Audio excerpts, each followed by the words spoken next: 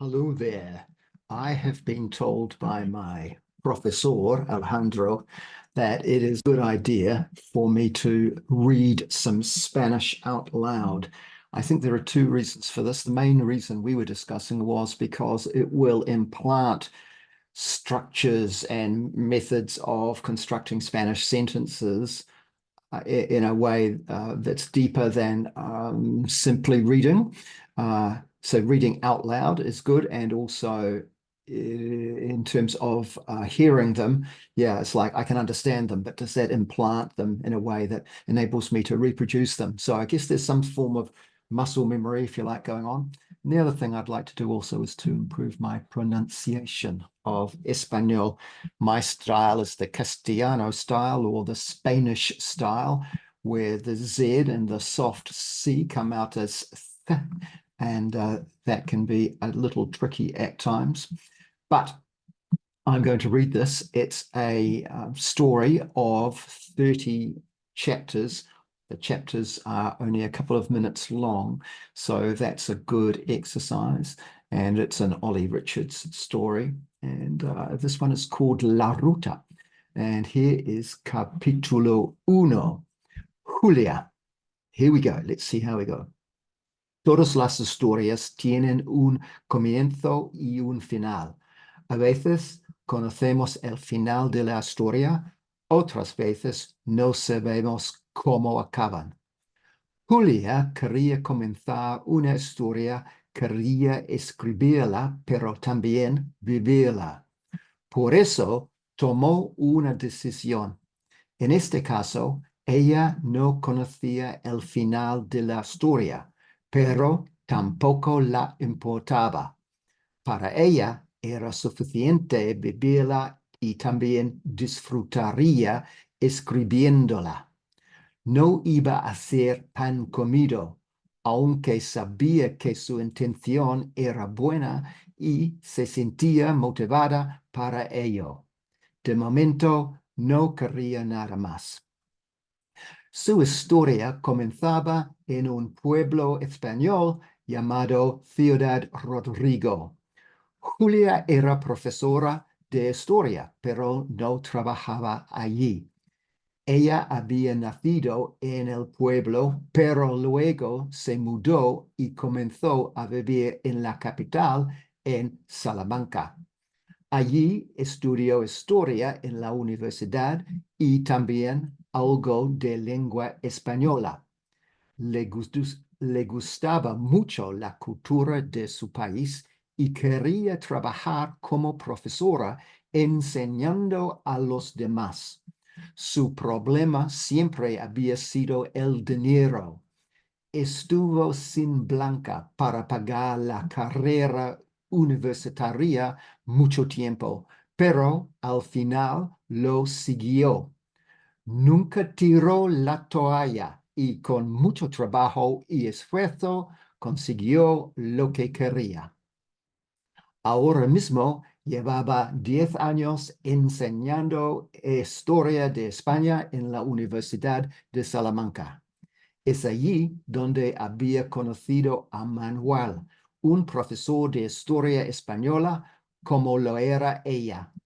Su vínculo con él era muy fuerte y había aprendido muchas lecciones con él. Sin embargo, Manuel tenía problemas y Julia se sentía en duda con él porque le había enseñado mucho. Por eso haría todo lo posible por ayudarlo. Okay, so I'm going to listen back to that and see how I went in terms of pronunciation and bits and bobs, and I'll be able to compare it to the audio that is provided here in the Ollie Richards courses. So I'm just going to check that the audio is on. I'll play a little back. Let me see. Share sound. I've got that sorted. Okay, so I mean this is what it sounds like when it's read by this La Ruta, fella, La Ruta. capítulo 1. Julia. Todas las historias tienen un comienzo y un final. A veces conocemos el final de la historia. Otras veces no sabemos cómo acaban.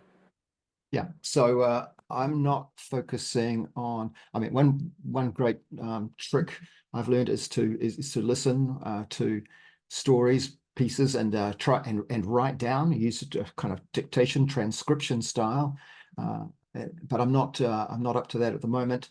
Or that's not. And when I say I'm not up to, I don't mean that level. What I mean is that's not what I'm doing. What I'm doing here is just trying speaking it, so that I get used to the certain sentences and styles.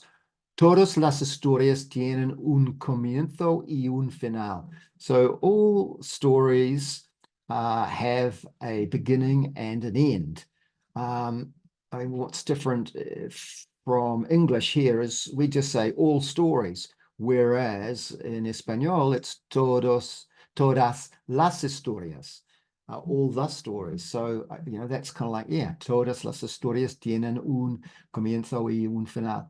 A veces conocemos el final de la historia. Okay, that's pretty standard. At times we know the end of the story. Other times, otras veces, no sabemos cómo acaban. We don't know how they end. But it's no sabemos. It's like no, we know how they end. Yeah.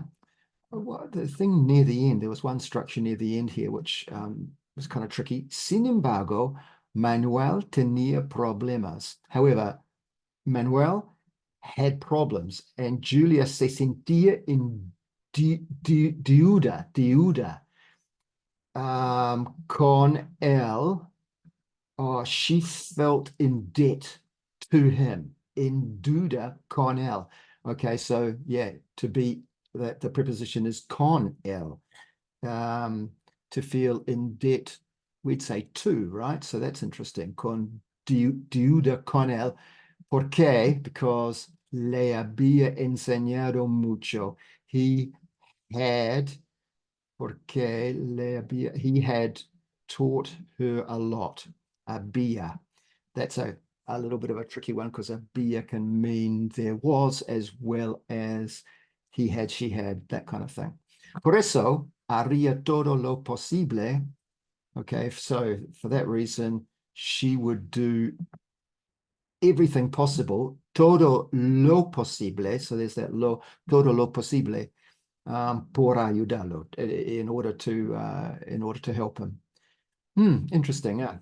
Okay, I'm going to stop there, and I've made this video because I want to try and make a video every day, not necessarily with these explanations, but at least with me doing the work, doing a chapter every day.